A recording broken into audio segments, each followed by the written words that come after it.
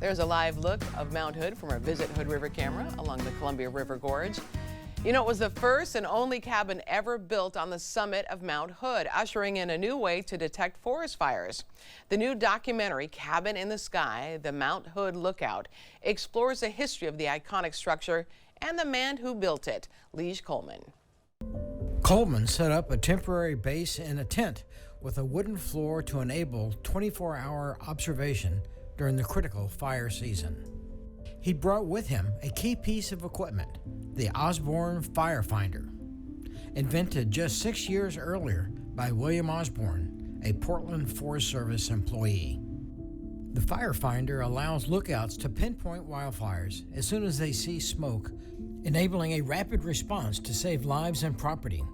It is a tool still in use today. Coleman's vision for a fire lookout on the summit was invaluable. In the first year, he spotted 131 fires in a 6-week period. But Lige Coleman had a grander vision, a cabin built on the summit of Mount Hood that would become more than a fire lookout, a destination, a refuge, and a place to record history. We welcome one of the filmmakers behind Cabin in the Sky, Ned Thanhouser. Good to see you again, Ned. Nice to see you. Glad to be here. This is really iconic, isn't it? It's history that this lookout tower. How was it made? Because it took quite a bit to make the tower in the first place. It did. Lige Coleman, who had this idea to have a fire lookout on the summit of Mount Hood, made a proposal to the U.S. Forest Service to build a cabin. And the Forest Service funded $633 to buy 10 tons of lumber that was then hauled to the summit. One by one, people were carrying up the lumber. That's right. They took mules to go to the base of Crater Rock with all this lumber, and then they had to be hauled to the summit by humans who actually had to carry the lumber to the summit of Mount Hood.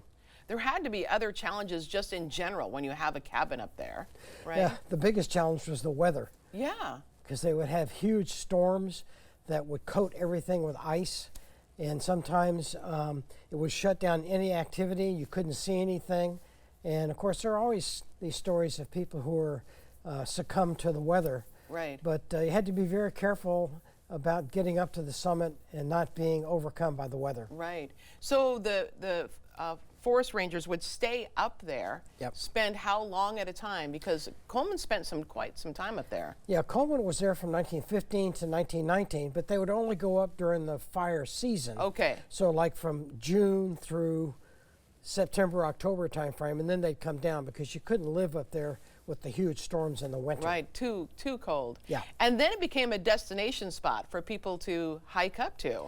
Sure, well, people have been climbing to the summit of Mount Hood for quite a while before the summit cabin was built. Right. But this became more of an iconic location to go and get your photograph taken, and the Mazamas would climb with parties, and they would get a certificate that would say you've made your accomplishment. Yeah. And so the summit of Mount Hood, to get the certificate and to be photographed in front of the Mount Hood lookout cabin, became kind of a destination.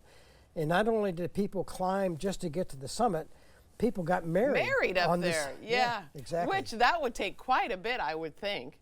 Well, you just bring along somebody who was a minister or licensed to give you a wedding. Well, bring along, make sure that he or she's game to hike up there. Exactly. Right, isn't that something? Yeah. One thing that I thought was kind of funny is at one point there was like kind of a nudist thing going on up there. Well, we have a picture of one gentleman who apparently was photographically Apparently nude. we're not allowed to show this, but it's okay. It's okay. But yeah, so I guess there was a time when people were having some hijinks. Hijinks! On the summit. Yeah. I mean, there are pictures of people doing a handstand on the summit. Right.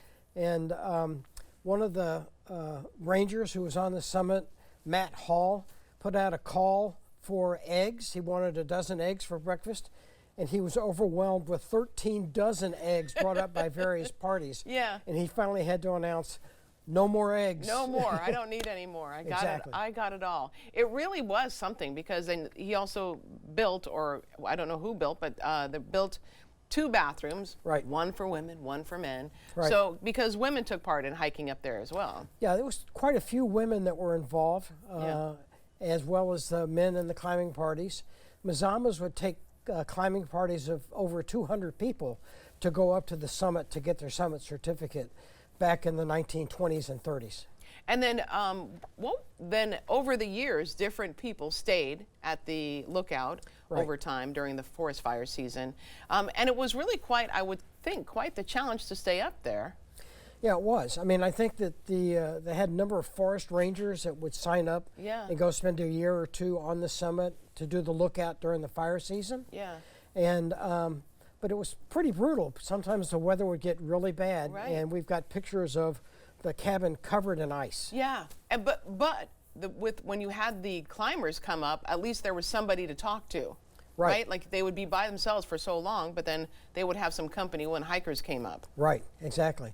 And I know Leish Coleman, he would always make people coffee or tea when they got to the summit. I think that's so great. What are you most proud of about the lookout? I mean, as in the history for it. What does it mean to you? What it means to me is that there's a history of love of this mountain. Yeah. And the summit and the people that went up there that dedicated their lives when they were there to go do the fire lookouts, which is really the primary purpose, which is to find fires and then marshal the resources to go protect property and lives. Yeah. And I think that's the important thing to remember. Now today we do that with satellites and other technology, but I think that's the history is important to remember. They save lives for sure. You're premiering the film, which is really good, by the way, at Government Camp Friday at Mount Hood Cultural Center and Museum, so you can check that out. It's going to also be available to watch online after that, and we'll have a link on our website to more information. Thank you so much. Thank you. It's great.